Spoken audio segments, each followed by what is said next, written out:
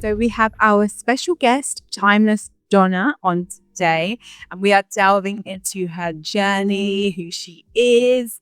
And, for myself, I wanted to know, as a fellow holistic well-being person, do you find yourself tapping into Reiki healing on people who are maybe none the wiser?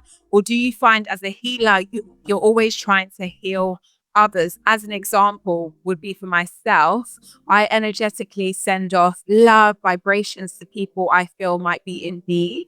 When you can just tell a person might need a hug, whenever I see those kind of situations, I always try to mentally send off love, light, and positive vibrations.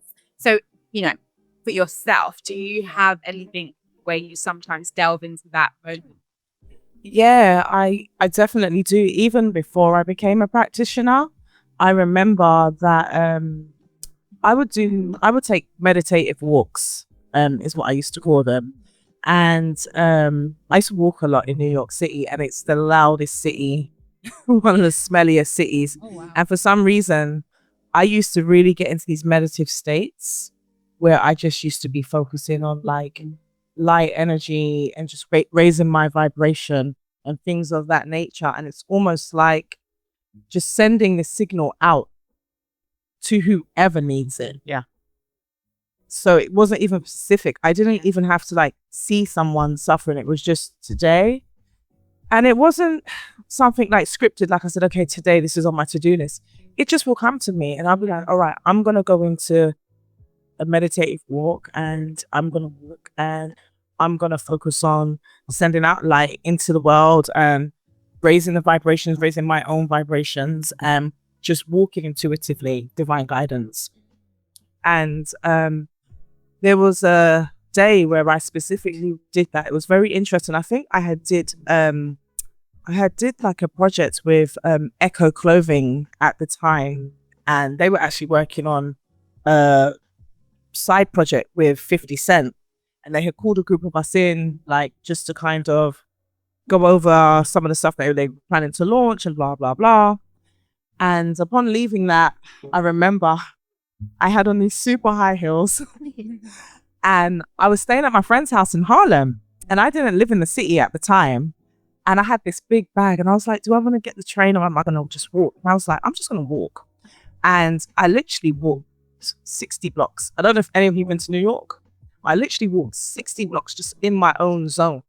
And I remember there was a point where I was walking and I remember like seeing out my peripheral vision, people like on each side of me. And I saw like this dark shadow like, coming towards me. It was an actual individual, but it was a dark shadow. Yeah. And then when he got close to me, he like screamed like at me. And I didn't pay it no mind, but I could see everybody around me was looking like, is this person crazy? But I was like so focused, like it did not shake me at all. I just kept moving, kept on my mission. I ended up in a park where I met my mentor, well, one of my mentors, and we met because he was talking to, it was just a security guard that I used to see all the time, and I was just saying, hey, how you doing, just to be polite. And he stopped me. He said, oh, how's the fashion business going? Because at the time I didn't actually plan to stay in New York. I planned to go to Atlanta and open a boutique. Really? Yeah, so that was my plan. And I said, yeah, it's going, like I'm writing the business plan, I'm doing this, and I'm trying to figure out what I want to offer.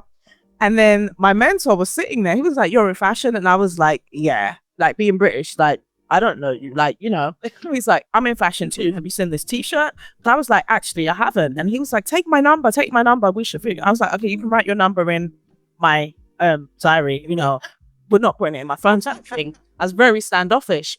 And then I remember like maybe 2 weeks had passed and I was like, if this guy's really in fashion, he should be going to the Magic Show, which is a massive trade show where all the buyers convene from around the world to purchase the brands. So I called him. I said, you going to Magic? He's like, yeah, I'm going to Magic. I'm like, well, I want to come. That's how it is, you just have to put yourself forward. Like, I'm 100%. So he was like, come to the showroom. I'll show you everything. So our showroom was next to Macy's on 7th Avenue. Showed me the whole collection and whatnot. And he was like, do you know how to do hair? Which is a really random thought. And I'm like, not really, like just basics. He's like, do you mind just doing like sorting my hair out, like just doing some twists or whatever? So I was just like, okay, cool. So I just start twisting his hair. He fell asleep on the chair. Oh, wow. And then I left. I got a call the next morning. Yo, my hair looks dope. And I was thinking, they just like crazy twist to me. But he's like, everybody likes it. Your energy is so good. Like, we want you on the team. The next thing you knew, I was on a plane going to Vegas, and You were getting blued out.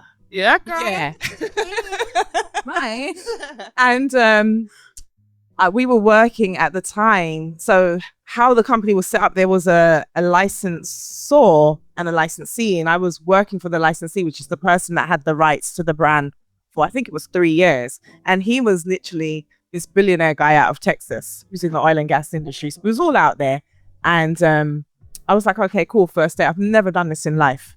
And we was, at the time, I didn't know what to say, but he was like, you don't know what you're doing, but keep doing it. So I was just looking at him like, you're crazy. Like, that's my mentor of my relationship to this day. Like, my relationship with my mentor to this day. You're crazy, whatever. Like, so he's like, just keep doing it. And then when we tallied up the sales that we did, I had did about $8 million in orders in 3 days. Wow. So the guy that funded it, the financier, was like, we need you to join the team. And I was like, but I've never done this before. So we got back to New York. It's like, they want to offer you a job and blah, blah, blah, blah, blah. And I was like, okay. And then, so I had a company set up that I had set up myself in America. So obviously I told you I was doing the boutique. Yeah. So I was sitting in the showroom. He's like, what's wrong with you? And I'm like, well, you've asked me for a social number. And he's like, yeah. And I'm like, I don't have one. Like, What? I'm from the UK. Yeah. Like, I don't know if I can even work here. Like, how I've been doing my thing is through my company. And he's like, well, just put your UK thing. And I'm like, it doesn't work like your MI number. Basically. And I was like, I don't think it works like that. He's like, you don't understand who you're working for. The financer. He said, this is the second most powerful family in Texas after the Bushes. And at that time, Bush was in power. We're like, yeah, I've lived through the Bush era, the Obama era. Like, I've lived through many eras in the US. So I was like, okay, cool. And it was never spoken of again. There we go. So I went on to do 52 million for that company in 1 year. Oh, well done you. Yeah. And that, Congratulations. yeah, That's fabulous. and that was all based on energy. See that opportunity, That synergy. sending out light energy, ignoring the darkness, Yeah. and staying focused. That's what you have to do. Powerful. I'm taking a leaf out of your book. I needed to hear that today. So powerful. Can I please ask you, do you know if there's any scientific studies or evidence supporting the effectiveness of Reiki or energy? Yeah, I believe there is. And from my understanding, it's the only complementary therapy that is allowed to be practiced on stage 4 cancer patients. Yeah. Because it's non-invasive. Amazing. So, yeah. I've personally been to many hospitals that offer Reiki. Well, as patients, we don't know about it. No. And I don't know how we bridge that gap, but for some reason, the people just don't know about it, and they need to. There needs to be an awareness, Bill. Completely. If we can do, someone goes in for an op and then has Reiki on the other side of it, the recovery time will be so much better. Even the Reiki before. Oh my gosh, yes, absolutely. I know you touched on this a little bit before in MSG's questions, but how do you respond to skeptics or critics of Reiki? I feel like I haven't.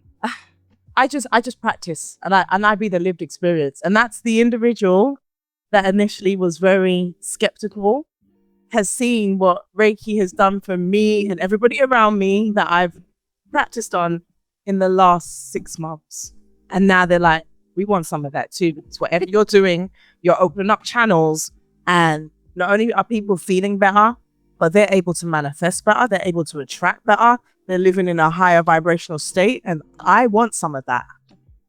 So I think for me, it's just about, okay, cool. You can be a skeptic, but you can watch us all evolve and upgrade our systems. Yeah, totally. So in a way, it's like no reaction is a reaction. Yeah. And just live in your truth. And Yeah. those who are meant to feel it will see it. Exactly. Yeah.